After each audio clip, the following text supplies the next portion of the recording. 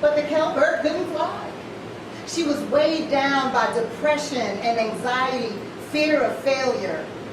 As much as the bird wanted to hold on, she knew she had to let go. But she couldn't. Instead, she began to hang on to addictive and destructive behaviors as a band-aid for her pain. It's okay. You don't have to value me. I don't value myself either.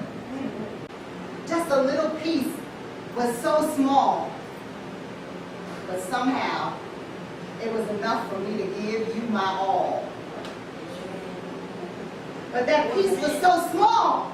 Wow! Why was I so desperate for just a little piece?